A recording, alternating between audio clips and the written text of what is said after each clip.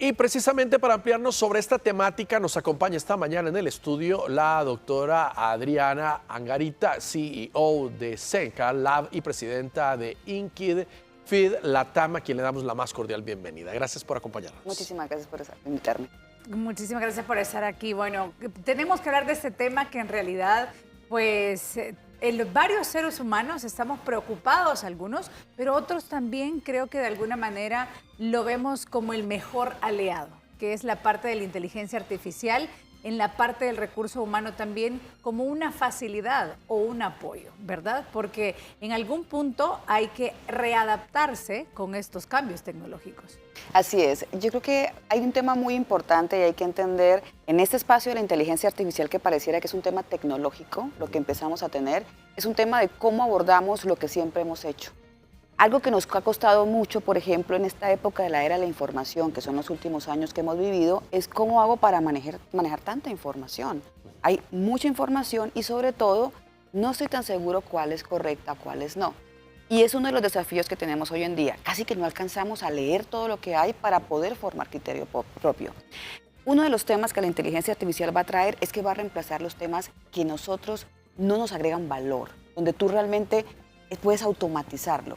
Donde el ser humano hace sentido, donde interpreta, donde elabora nuevas ideas, donde procesa con mayor facilidad una cantidad de información, donde no tiene que estar aplicando, por ejemplo, elaborando PPTs, elaborando este tipo de materiales, sino lo importante es el desarrollo que tiene en su cabeza para transmitir ideas.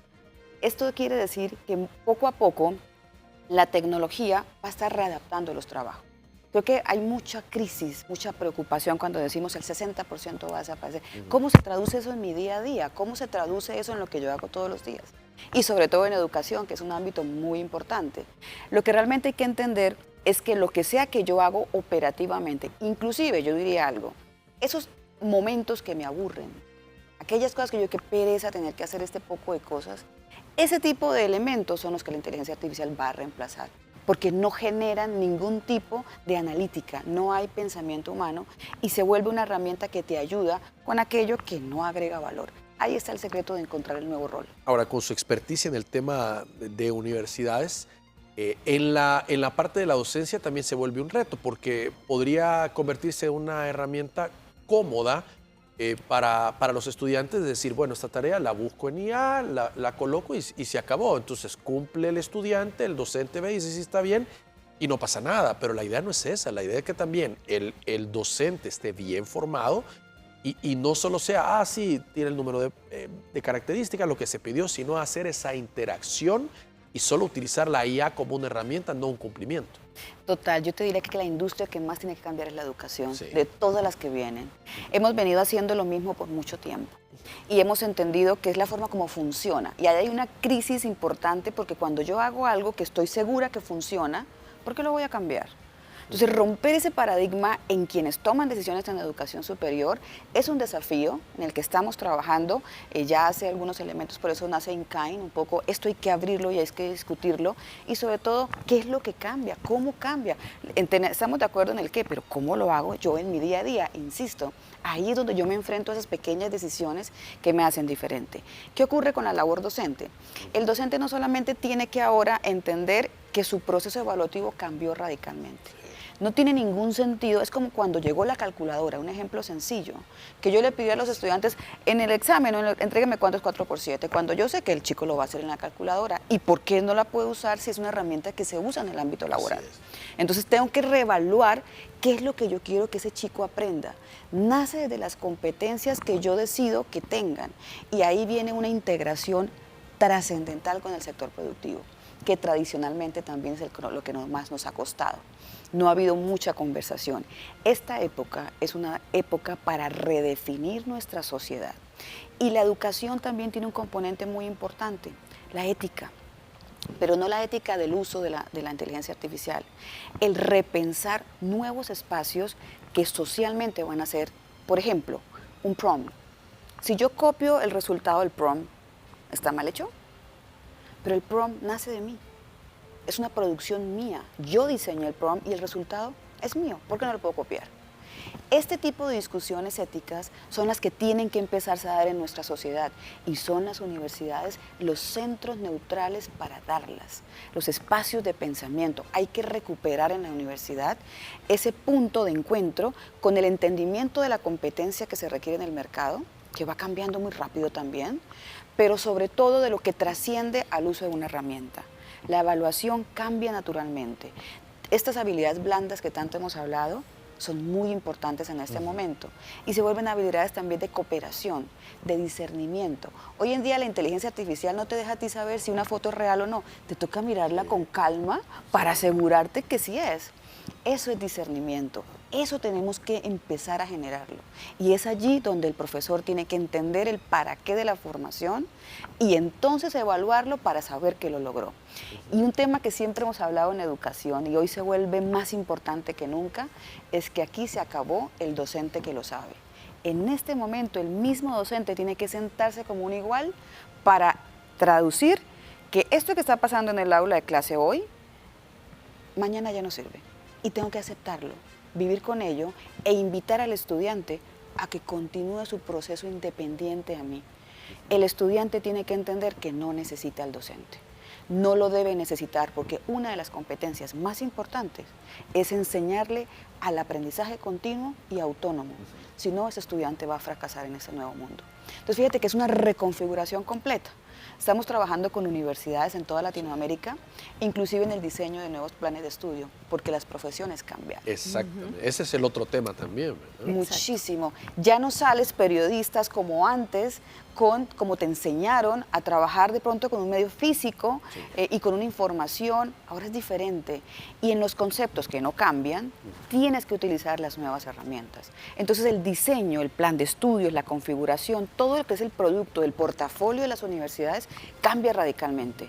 Alineado con la profesión, pero alineado con la tecnología que lleva y con elementos de actividad de aprendizaje que generen estas competencias que son las transversales y duraderas. Y que al final también usted mencionaba algo muy importante, que es el estudiante versus ya a la hora de intersectarse ya la parte laboral, porque cuando estas dos se unen, de repente hay como un shock para los que estaban estudiando y dicen, pero es que a mí me enseñaron de una manera como bien cerrada o un poco antigua, pero en la empresa en la que están o en la sociedad en la que están, todo va más rápido. Entonces, también se van quedando como estudiantes y al final es como lo que estudié no me funcionó para lo que ahora necesito. Eso es un tema muy importante lo que tú mencionas, se llama resiliencia tecnológica. Esa frustración de que por fin aprendí una y me la cambiaron y ahora me toca otra. ¿Cómo así? O sea, esa resiliencia hay que generarla en los estudiantes y saber que es parte del día a día. Afortunadamente las nuevas generaciones pues obviamente vienen ya con esta facilidad tecnológica que también para nosotros no es natural y los docentes en el aula son de nuestra generación. Entonces hay que entender ese cambio intergeneracional también para poder enseñar algo que de pronto no es común para mí, pero que para ellos sí y que tiene que estar. Entonces si te fijas cambia la labor docente, la pedagogía, cambian los diseños curriculares y la toma de decisiones en las universidades. ¿Cómo genero investigación e innovación ahora, que también significa una inversión muy importante? Entonces los líderes de las universidades están enfrentados, caramba, pero ¿cómo hago con financiamiento? Porque no hay, el bono generacional está cambiando, cada vez hay menos jóvenes, es decir, las universidades tienen cada vez menos estudiantes y es su fuente de financiamiento tradicionalmente la matrícula. Y si quiero investigar, tengo que invertir todavía más. Entonces fíjate que cambia completamente la industria en la toma de decisiones y esos puntos de encontrar aliados en el sector productivo, donde el sector productivo dice yo te apoyo pero necesito ver algo que me funcione a mí. Esa aliazón se vuelve crucial para las universidades hoy en día. Y por ejemplo ese tema de la investigación universitaria se vuelve fundamental y eso sí no lo puede hacer una IA, puede dar los datos, pero ese cruce, ese análisis, ahí es donde debe de enfocarse el recurso humano y ver carreras que pues ya no van a dar o ya está saturados los mercados, ve ahí abrirse estas nuevas oportunidades que la misma inteligencia artificial está dando. Y mira que es muy importante lo que mencionas porque tradicionalmente cuando hay estos momentos de cambio siempre hay dos grandes grupos, donde hay escasez y donde hay abundancia, siempre pasa igual. Pero ¿qué pasa? Que tradicionalmente nos vamos a donde hay abundancia. Entonces todos empezamos a hacer lo mismo, muy seguramente porque no profundizamos en entender el cambio y dónde están las oportunidades. Entonces vemos un montón de universidades haciendo lo mismo. Ahora el boom es microcredenciales, entonces vemos todo el mundo trabajando en microcredenciales y entonces también está Google y Coursera, entonces todo el mundo ofrece, pero hay un montón de áreas totalmente vacías y de gran oportunidad, que es a donde debemos empezar a enfocarnos y donde realmente se diferencia una universidad de una certificadora. También dentro de la inteligencia artificial se pueden crear de alguna manera como nuevos empleos, pero viene la parte de quienes capacitan para estos nuevos empleos.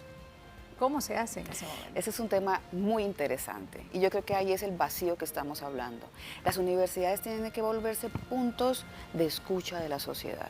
¿Qué está pasando? ¿En dónde está pasando? Y estar presentes ahí. Ahora la universidad debe estar más fuera que dentro y tradicionalmente ha estado dentro porque es la que tenía la información. Hace 50 años era la que tenía la información, hace 30 era la que tenía el conocimiento. Entonces siempre estaba adentro con todos sus sabios, digámoslos así, dentro preparándose para afuera. Hoy en día la universidad tiene que salir a aprender y simplemente enfocarse en que ya no es la dueña de la información ni la dueña del conocimiento.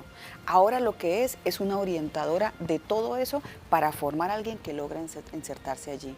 No con competencias tan específicas o tan técnicas, porque cambian, pero sí que pueda continuar ese proceso de integración en un espacio totalmente nuevo. Hay grandes ejes que sí o sí están pasando. El tema ambiental. El tema ambiental es algo que está pasando y vamos a tener muchos cambios y allí van a haber muchos empleos. Hay muchas tecnologías emergentes, es ahí donde hay, pero como no es natural, no es lo que no conocemos, nos cuesta más entrar a estudiarlo para enseñarlo. Y creo que también tiene que ver con un cambio del liderazgo. El liderazgo son las personas. ¿Qué piensa una persona que tradicionalmente ha sido el que sabe y hoy tiene que exponerse a demostrar que es el que no sabe y es el que está aprendiendo? ¿Cómo hago para que confíen en mí para enseñar algo que también yo estoy aprendiendo? Esas son las discusiones que tienen en la cabeza también muchos docentes, de mostrarse vulnerables ante también toda esta nueva sociedad. Y hay una parte también que creo que lo hablábamos, Michelle, hace unos días, que no todas las personas deben pasar por la universidad. De hecho, en los países muy industrializados es básicamente imposible por la cantidad de universidades. Pero las universidades de repente pensar en unas áreas que no sea una licenciatura de 5 años. De repente formaciones cortas para, por ejemplo, emprendimientos que están surgiendo, nuevas adaptaciones, y de repente 1 o 2 años fuera y ir como especializando algunas áreas. No necesariamente solo el tema de las licenciaturas o las maestrías, sino abrirse a la sociedad, dar aportes. Totalmente. Y ese es el aporte que hace la microcredencial. Sí. Pero la microcredencial no es el boom de lo que significa una formación corta, sino ¿para qué? Exacto. Y ese es el análisis que no necesariamente hacemos a conciencia, sino oferta. ¿Qué están sacando allá? Saco. No, yo necesito resolver un problema. Sí. ¿Cuál es el problema? Y cómo esas microcredenciales van a ayudar al sector productivo, porque es que es demasiado rápido la evolución. Entonces el posgrado se vuelve también un punto que no necesariamente toma todo el mundo. Hoy en día todo el mundo toma un posgrado para llegar a otro nivel y poder tener un reconocimiento del conocimiento. Hoy en día eso va a estar cambiando y las instituciones tienen que entender que sus portafolios van a mutar. ¿Y cómo mutan? Para poder lograr resolver. Las instituciones que logren resolver el problema son las que van a perdurar en el tiempo, porque sí es un desafío mantenerse vigentes hoy en día. Sí, pero también es importante recalcar que sea como sea, seguimos siendo humanos y necesitamos de ese acercamiento o de esa parte como personalizada, siempre de la mano con la inteligencia artificial, pero de alguna manera saber llegar también con la inteligencia artificial, pero como una herramienta. Correcto. Y no dejarla de lado. Totalmente.